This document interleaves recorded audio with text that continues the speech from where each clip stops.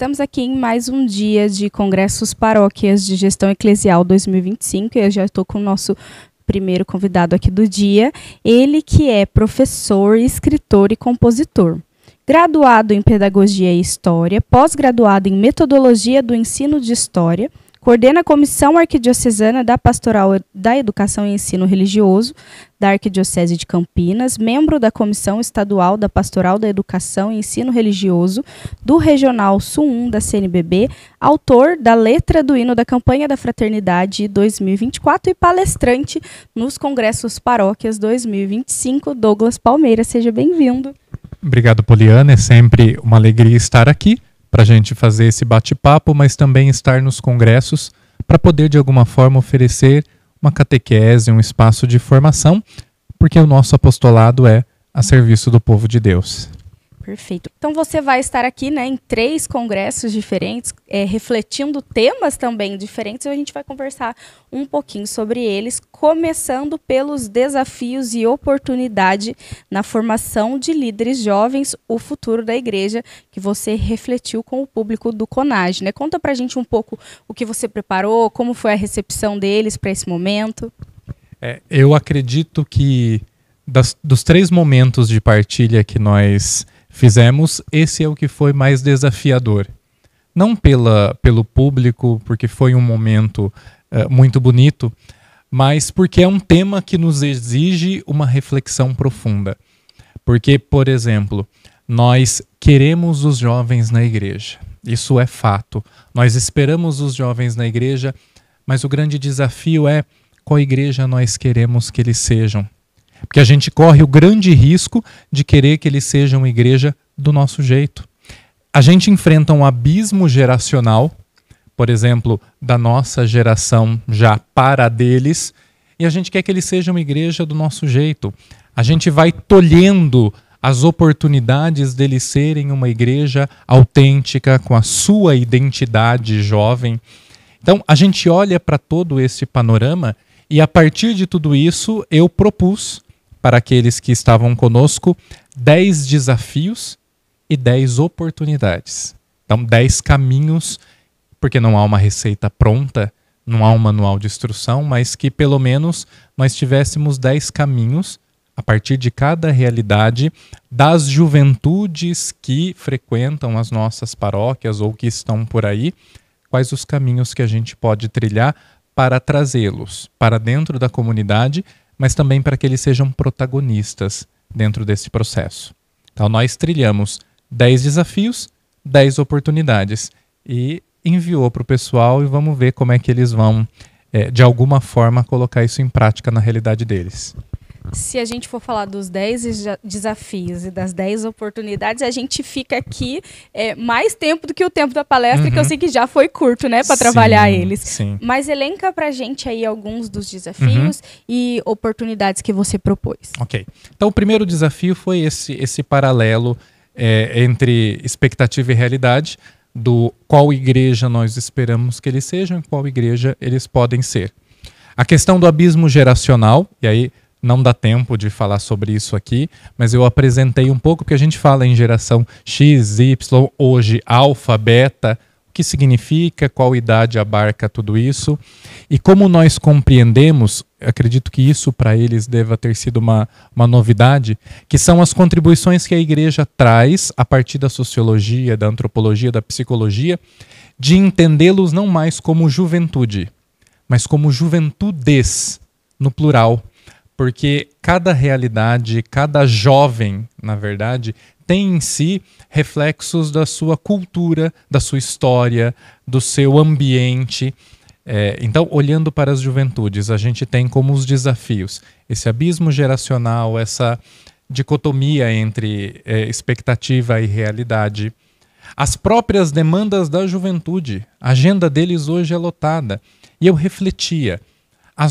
Por exemplo, as nossas formações na paróquia contemplam os horários da juventude? Porque geralmente as formações são durante a semana à noite. Eles estão fazendo faculdade. Talvez a gente precise pensar, por exemplo, em plataformas ou em meios digitais dos quais eles dominam para chegar até eles. Também os reflexos da realidade que a realidade impõe sobre a juventude. Hoje nós temos um recorde de jovens com burnout, com ansiedade. E esses jovens estão na igreja sobrecarregados já pela sua rotina, e aí a gente cobra deles uma série de coisas. E aí é mais um desafio.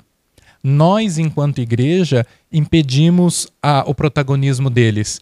Porque quando o jovem chega na igreja cheio de energia, cheio de entusiasmo, a gente coloca os jovens para vender rifa, para limpar a mesa, para carregar peso. Ah, faça esse serviço porque você tem mais saúde do que eu. Ok, faz parte da vida em comunidade.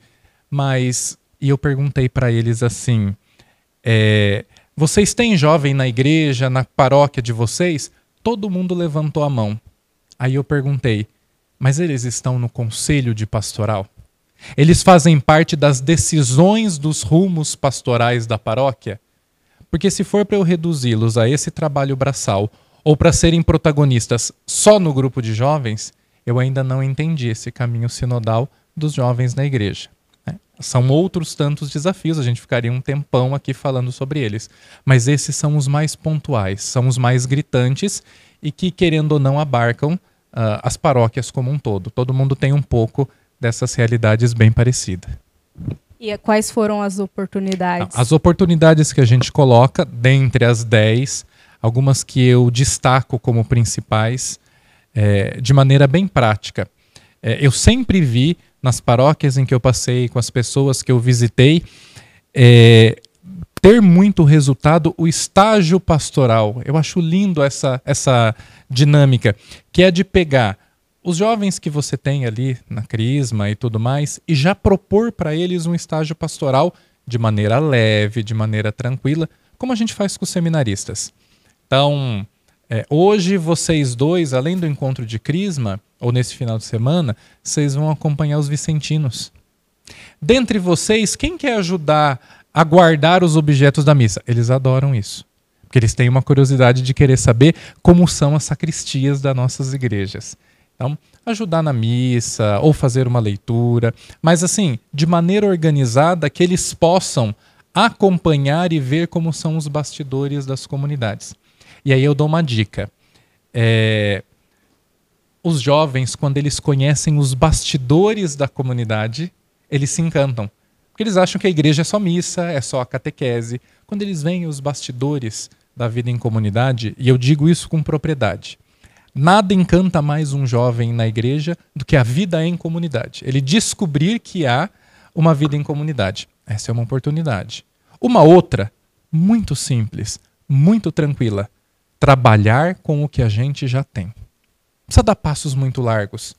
Quem são os jovens que você tem na paróquia? São os crismandos? São os cerimoniários? É o grupo de jovens? Começa um caminho com eles. De maneira bem simples. O estágio pastoral une tudo isso. Um outro caminho bem efetivo é o de usar as mídias sociais, as redes sociais, crescer nesse espaço digital que eles já dominam. Às vezes a paróquia diz, nós não fazemos isso ou nós não temos isso porque a gente não tem gente que sabe fazer. Será que não? Ou nós não procuramos entre os jovens, eles sabem disso de maneira muito concreta. Um outro caminho, prover de alguma forma espaços de escuta dos jovens, da realidade deles, entender um pouco a realidade deles. Seja no CPP, em cada um dos CPPs, leva 2, 3 jovens para partilhar a vida, para a gente poder olhar para eles a partir da vivência deles, para a gente poder entender. Porque a gente coloca os jovens para fazer as coisas, mas não os escuta. Ou a gente os julga porque eles fazem alguma coisa errada, mas não os ouve, não os acolhe. O testemunho dos santos. Prover e apresentar para os jovens o testemunho dos santos. Mês que vem a canonização de Carlo Acutis. O que Carlo Acutis fez de extraordinário? Nada. Ele só quis ser de Jesus. E a gente olha para uma vida comum como a de Carlo Acutis, como a de Chiara Corbello Petrillo, de Chiara Lute Badano, da Beata Albertina aqui no Brasil. Olha para esses jovens e enxerga neles um testemunho que muitas vezes eles não percebem na comunidade. E um outro caminho, fecho com esse, é justamente isso, de nós buscarmos um modo de ser testemunho para eles. E aqui eu abro um parênteses muito rápido. Eu digo isso para os jovens de Crisma quando eles vão escolher padrinhos. Eu falo, olha, tem os critérios canônicos, tem as exigências, mas tem uma regra de ouro. E eu aproveito para dar essa dica para você que nos acompanha. Eu digo para eles assim, ao escolher o seu padrinho, pense em alguém que você olhe e diga assim, quando eu crescer eu quero ser como ele. Eu quero falar de Jesus como ele fala. Eu quero rezar como ele reza. Os jovens que olham para nós nas nossas paróquias fazem essa experiência. Eles olham para nós e falam assim, eu quero ser igreja como ele é. Está vendo que são caminhos simples, são caminhos pequenos. Passo a passo a gente vai construindo. Não é da noite para o dia, mas é possível. Eu quero aproveitar aqui para falar para minha madrinha de Crisma, que eu a escolhi exatamente por isso, né? Quando eu fui convidar minha madrinha de Crisma, eu falei, porque eu olho para sua vida e eu me inspiro na vida que você construiu. Mas voltando ali para o estágio pastoral, eu também queria te contar que eu sou fruto de um estágio pastoral, né? E a gente às vezes esquece de que dentro da igreja há muita resistência para quem é de fora e quer entrar. Então, o estágio pastoral também é uma oportunidade para os ministérios e pastorais acolherem o novo, porque às vezes há aquela curiosidade, há vontade, mas não há o acolhimento. A gente sabe disso, que infelizmente é uma verdade. E foi o que aconteceu comigo, né? Sim. Eu tinha essa curiosidade, essa vontade, mas eu não tinha a oportunidade. E foi no estágio pastoral que eu consegui, entrei e já estou há mais de 15 anos, olha só. Então é exatamente isso, né? Também promover a unidade daqueles que já estão dentro da igreja. Né? Sim. Aí a gente entra, por exemplo, quando o Papa Francisco fala sobre esta convivência intergeracional. Porque quando eu proponho o estágio pastoral, mesmo ali no exercício, por exemplo, a pastoral do batismo hoje acolheu 2 jovens para ajudar. Ali no exercício, eles vão olhando para os jovens com outros olhos, eles vão podendo escutar e vão promovendo esse acolhimento. Você sabe disso, já falei isso em outras oportunidades, sempre vou bater nessa tecla. Acolhimento não é apenas boas-vindas. Reduzir acolhimento a dar boas-vindas é estreitar de maneira muito intensa o que acolhimento precisa ser. Acolhimento é sinônimo de acompanhamento. É de participar da vida do outro. E numa comunidade muitas vezes fechada para a realidade e para a vivência dos jovens e das juventudes como um todo, quando a gente propõe no estágio pastoral que os adultos se abram à participação dos jovens, eles olham para as juventudes com outros olhos, porque eles precisaram, ainda que quase que obrigados, escutar, acolher, acompanhar e perceber que por trás de todo jovem tem uma história, tem experiências, tem erros, tem acertos e, acima de tudo, tem uma busca. Né? Porque é aquela idade chave da construção da identidade e da busca dele enquanto pessoa. Então, tudo isso pode ser alcançado a partir da beleza que é o estágio pastoral. E aí você falou aqui, né, na nossa conversa também sobre trabalhar com o que nós já temos e também olhar.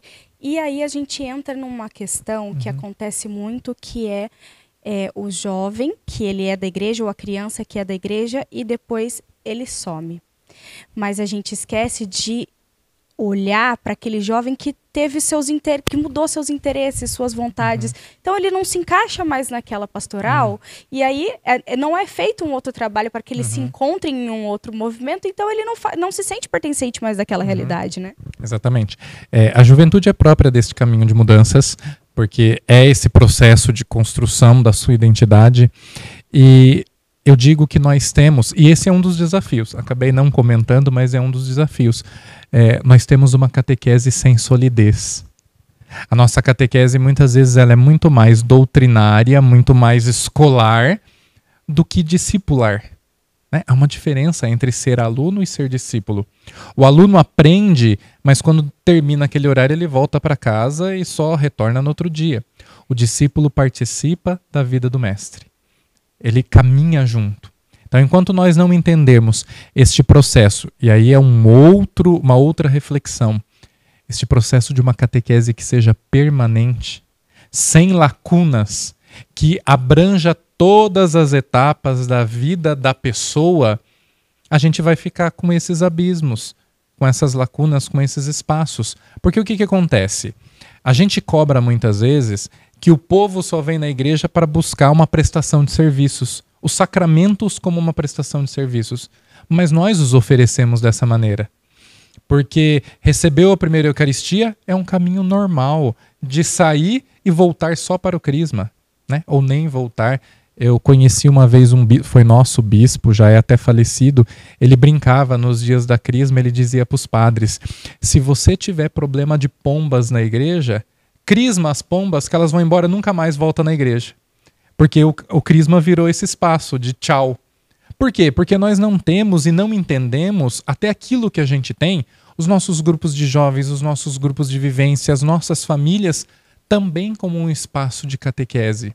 Para que não haja esse buraco, porque as ideologias, os grupos, as realidades para fora da igreja, para seduzir, para conquistar os jovens, eles não se cansam. E a gente vai abrindo essas lacunas, é nessas lacunas que eles são atraídos. E aí a gente não consegue correr atrás. Então, enquanto a gente não entender esse processo de formação de catequese como permanente e ter espaço para todos em todas as etapas da vida, a gente vai ficar com esse vai e vem, torcendo para que em alguma dessas voltas ele faça uma experiência que muitas vezes nem somos nós que oferecemos. E aí a gente pode entrar já, né, diante dessa reflexão, no tema que você trouxe para os secretários paroquiais, que tem, né, que linka muito com isso que a gente falou, que é ainda não aprendemos a viver em comunidade, né? A secretaria paroquial também é um grande desafio da igreja, e o que você trouxe nessa reflexão, que eu sei, né, que é tema, né, de um título, né, do seu livro, inclusive eu deixei aqui para mostrar para o pessoal que está em casa, ó, que vai nos assistir. Esse é o livro Ainda Não Aprendemos a Viver em Comunidade dele. Então, como você trouxe, né, para secretárias paroquiais o contexto do seu livro? Eu comecei dizendo para elas isso. Isso é fato, nós ainda não aprendemos a viver em comunidade, mas essa não é uma mensagem pessimista, não é uma mensagem negativa, na verdade é uma mensagem de esperança. Nós ainda não aprendemos a viver em comunidade, mas estamos em caminho, em processo de formação, de construção do que é viver em comunidade, sobretudo à luz do coração de Jesus. Mas para as secretárias eu dizia isso. A comunidade é cheia de desafios. A comunidade nos desafia sempre. Só que a maioria desses desafios, desses conflitos, desses problemas, eles vão explodir na secretaria. Também porque muitas vezes as pessoas não têm coragem de levar até o padre, ou têm um certo receio, um certo medo. Ou muitas vezes porque a secretária é o espaço, a secretária e o secretário são as pessoas de acolhimento na paróquia, então tudo vai explodir lá. E a gente trabalhou esse tema desses desafios da vida em comunidade e como nós, nas secretarias das nossas paróquias, podemos oferecer caminhos e construir essas pontes dentro dos desafios da vida em comunidade. Que também, com elas, eu apontei 10 desafios da vida em comunidade e como, dentro desses desafios, como a gente pode trilhar alguns caminhos para superá-los. Quando a gente para analisar assim, no contexto geral, em todas as pastorais, ministérios e frentes da igreja, há muitos desafios, né? E aí a gente entra numa questão que também, assim, é muito delicada, né? Que a gente já falou aqui em outras entrevistas, assim como já abordou nos temas, que é a pastoral do dízimo.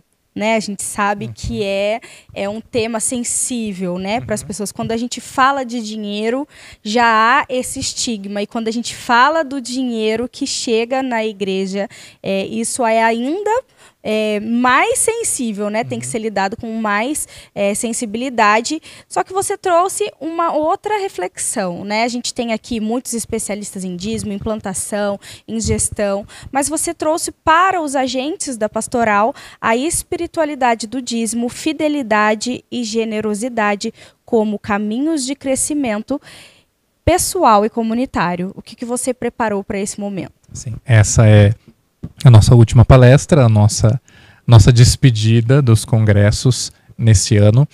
E eu quis trazer exatamente nessa perspectiva, porque embora haja muito para aprender do ponto de vista formativo, técnico, especialista para trabalhar com tudo isso, a gente não pode correr o risco de ser técnico demais e não fazer as coisas com espiritualidade. Então, eu trago para eles o tema da espiritualidade do dízimo como uma pausa dentro dos congressos e de todas as palestras para a gente rezar um pouquinho e para a gente refletir que em tudo na igreja, em tudo na comunidade, mas principalmente na pastoral do dízimo, a gente precisa redescobrir o valor da espiritualidade daquilo que fazemos. E eu apresento para eles como um caminho eficaz também para a captação de dizimistas, o caminho da espiritualidade. Porque o dizimista que percebe que há um valor espiritual na doação do dízimo, que não é simplesmente só cumprir um mandamento, só a sua esfera canônica, mas que há este retribuir para a comunidade do povo de Deus aquilo que das mãos de Deus, do qual nós vivemos, nos movemos e somos, não como uma colaboração, mas como uma devolução, uma retribuição, um gesto de generosidade, eu percebo que há um valor espiritual em tudo isso, que não é um dar dinheiro por dar dinheiro, sustentar a comunidade, pagar as contas, sustentar o padre, mas que vai além. Para além da questão administrativa da instituição, paróquia, há a questão da pessoa, que descobre no dízimo este valor de espiritualidade, que do pouco que eu tenho, daquilo que eu recebo, eu ofereço para Deus, para o seu povo, para a comunidade, para que a gente continue sendo igreja. O dinheiro não vai cair do céu, né? Dificilmente, embora isso aconteça com a graça de Deus, mas dificilmente vai chegar alguém com uma quantia grande que supra todas as necessidades da paróquia. Não, porque nós somos na paróquia povo de Deus, nós enquanto povo, nós provemos pela graça de Deus os caminhos da paróquia. E quando eu descubro que isso é um gesto mais do que financeiro, é um gesto oracional, é um gesto espiritual, é a minha oferta a partir daquilo que eu tenho, que a minha oferta é da vida, é da oração, é do trabalho pastoral, mas é também daquilo que eu recebo na vida e que desta vida eu não levarei. Quando eu ofereço do que eu tenho, eu estou retribuindo a Deus e à sua comunidade aquilo que por graça e por misericórdia eu recebi. Então ele é de fato, a partir da minha colaboração, também o meu exercício de crescimento pessoal, que eu abdico parte do que eu tenho, e também de crescimento comunitário. Que o dízimo, embora seja um exercício espiritual individual, ele se dá comunitariamente. E uma comunidade que vai redescobrindo o valor do dízimo, ela vai crescendo na partilha, na generosidade, no doar-se. E a partir, se a pastoral do dízimo conseguir, a partir deste caráter espiritual e de trabalhar o dízimo com espiritualidade, a partir do serviço da pastoral do dízimo, ela vai colaborando e muito para que a comunidade cresça neste gesto de partilha, de generosidade, de doação, de solidariedade, de fraternidade. Então, a minha proposta na reflexão com eles é justamente essa: redescobrir o valor espiritual do dízimo para, a partir da vida de oração e da espiritualidade nos caminhos que nós trilhemos, que a gente possa crescer comunitariamente, pessoalmente, pastoralmente, com um coração orante. A gente fala que assim é muito mais fácil para o fiel, né, devolver o dízimo quando ele se sente pertencente àquela comunidade. Mas para que isso aconteça, todos os agentes dessa pastoral já têm que sentir esse pertencimento antes, né? Exatamente. E aí, querendo ou não, quando a gente fecha esse ciclo no congresso da revista Paróquias esse ano, a gente percebe que nesta última palestra a gente arremata a união das três. né, dos desafios para viver em comunidade, para sentir-se pertencente, trazer outros tantos para serem lideranças, mas com espiritualidade. Então, assim, a pastoral do dízimo precisa ser o carro de frente neste caminho, que reconheça o valor espiritual daquilo que eles fazem, para poder também ajudar e resgatar esse valor espiritual nas outras pastorais e na comunidade como um todo. Porque talvez a pastoral do dízimo seja a que mais esteja nesta corda bamba do desafio de fazer tudo de maneira muito automática e pouco espiritual.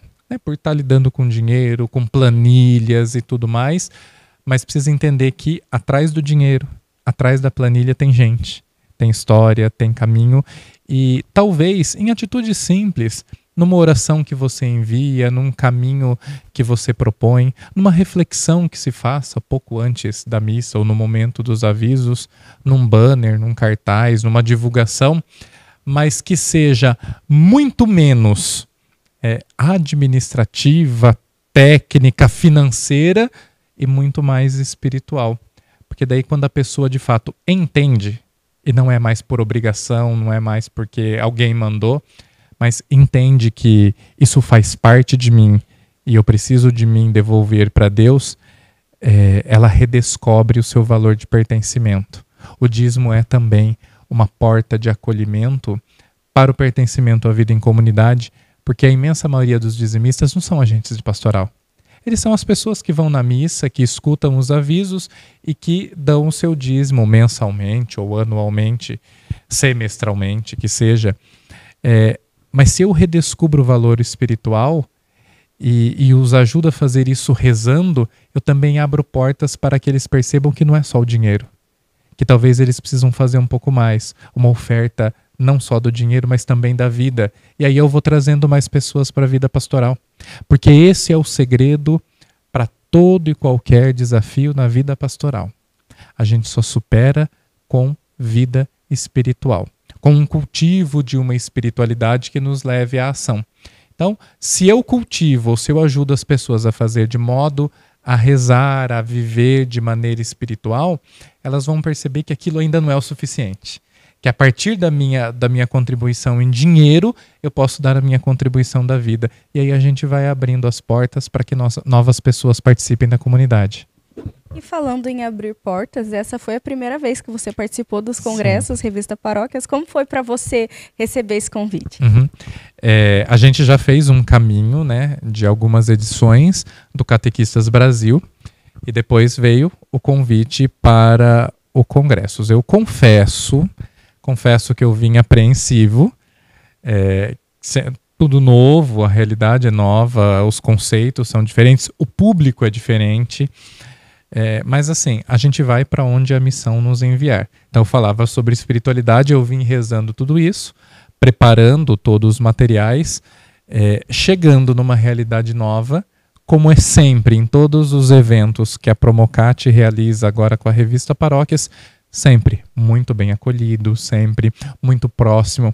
Eu aproveito, acho que eu nunca disse isso publicamente. Uma das coisas que eu acho mais bonito nesses eventos é o fato de nós, palestrantes, podermos estar no meio do povo.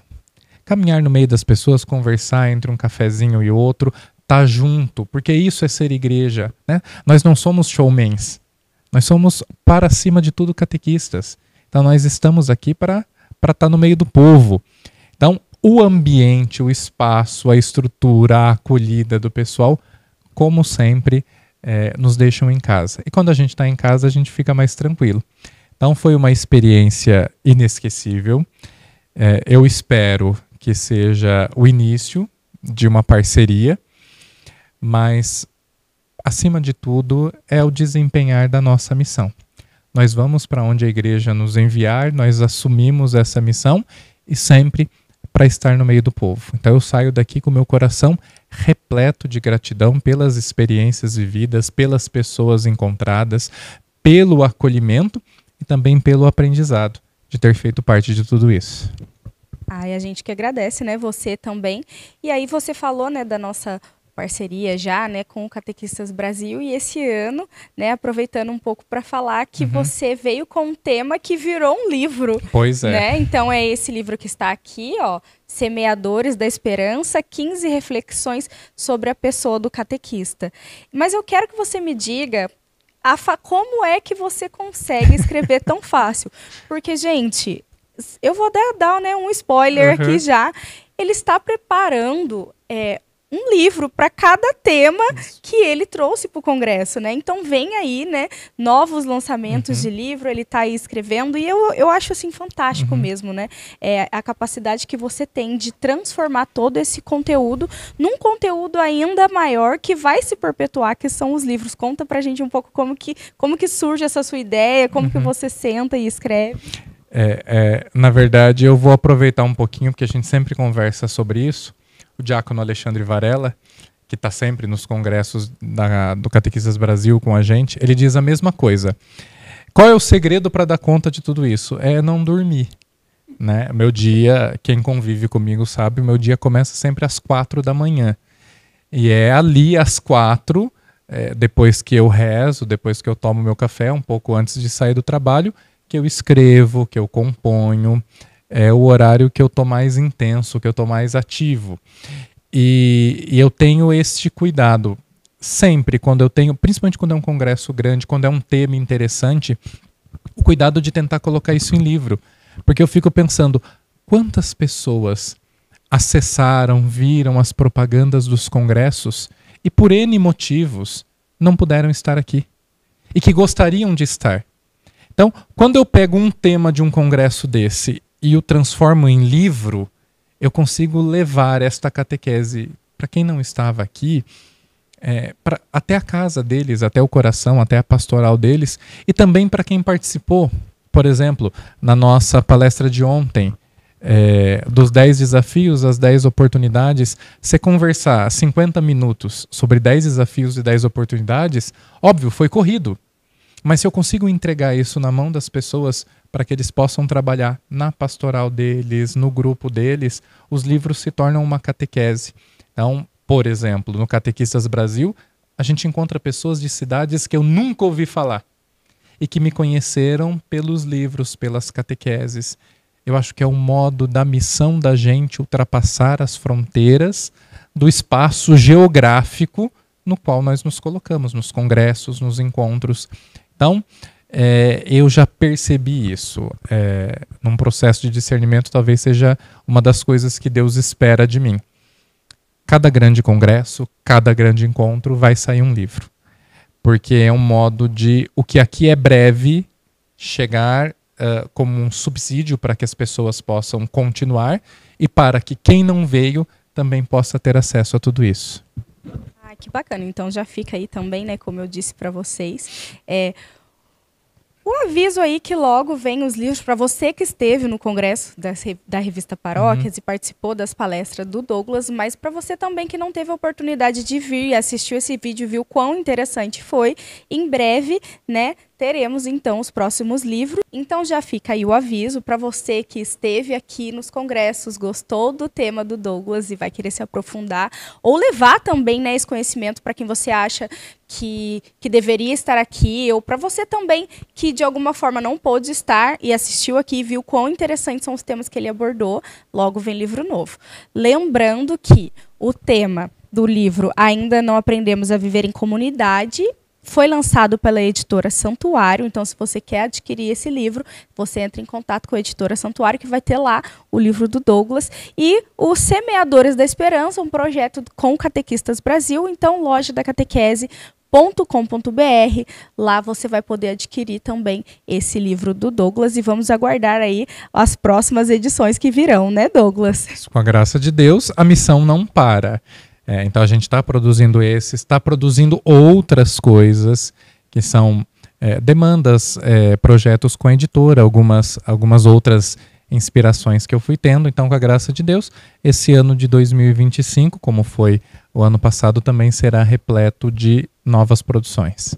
Eu agradeço a sua disponibilidade em estar aqui conosco, dividindo um pouco do seu conhecimento nos congressos e aqui também nessa conversa. Quero, em nome de toda a equipe da Revista Paróquias e Promocat, te agradecer pela sua amizade e disponibilidade, que continuemos juntos, né, nessa missão e que juntos nós possamos aí alçar novos voos em terras muito fecundas, né? Eu que agradeço a acolhida de sempre, o convite, a confiança de vocês em todo o apostolado que eu realizo e agradeço a oportunidade de ter estado aqui, de ter partilhado o meu apostolado, a minha missão, os subsídios que eu preparei, os livros que eu escrevi com o povo. Eu volto a dizer, é tudo para o povo, para a igreja, para que de alguma forma a minha catequese possa ajudar as pessoas a crescer neste caminho pastoral. E a gente então aguarda os próximos capítulos.